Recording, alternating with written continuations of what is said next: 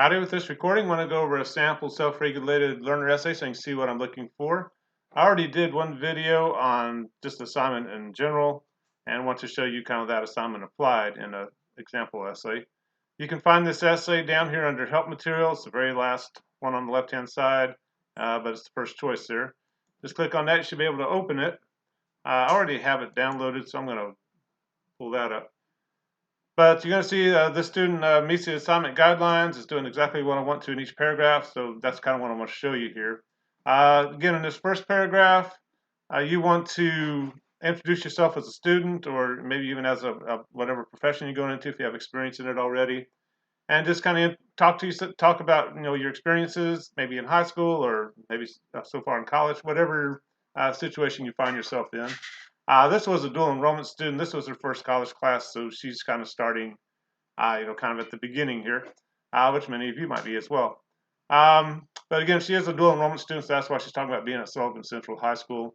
But she introduces herself. She's obviously a pretty good student. She's got a 4.0 in all the clubs and everything, and she's getting ready to graduate. And then she kind of talks about her plans after high school. She's going to come to Northeast State and finish there, then go on. I think she went on to ETSU. But give us a good background about who she is, what kind of learner she is. Kind of starts introducing us to self-regulated learning a little bit and applying her experiences with self-regulated learning. One complaint I kind of have is that she's talking about her thesis points before she gets down to the end of the first paragraph, which is a little awkward there, because she kind of gives that twice if you notice. But she kind of gives us introduction and then leads us into her thesis. Thesis statement's a one-sentence statement that tells us what the essay is about. And here she goes. As a self-regulated learner, I have become successful at planning and organizing my work and controlling the learning environment around me to reduce distractions. So I know which two profile points she's going to talk about. And again, that's coming straight from that list from journal entry number 4.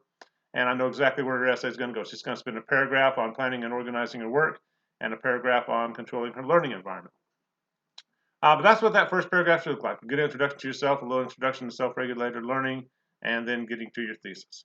Then she's going to spend a paragraph on planning and organizing your work and giving us good detail there, showing us what she does. That makes her successful. If you're going to take the other track and say, hey, I'm not very good at this, then you want to kind of show us why you're not good at it and what you might do to improve, right?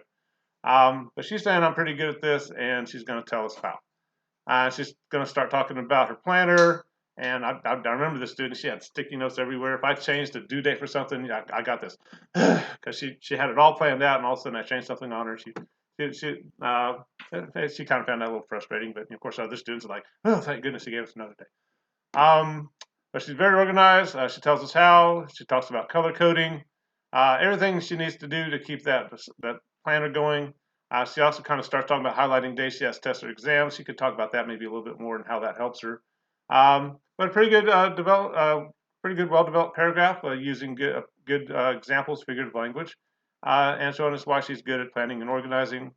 The third paragraph, she's going to talk about controlling her learning environment and how she does that. And just kind of, I'll let you read this. You can read faster than I can talk. But she talks about where she works, what it looks like, what kind of music she listens to, everything that she does to be able to concentrate on her work and control her learning environment, what she does with her smartphone and things like that.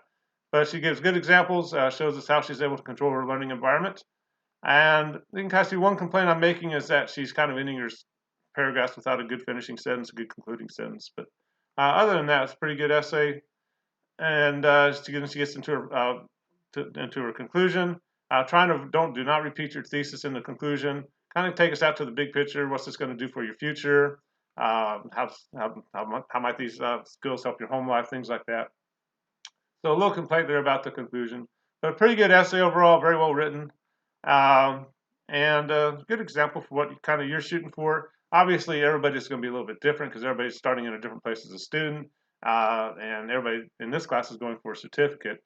So, kind of a different career path, which is perfectly fine, obviously.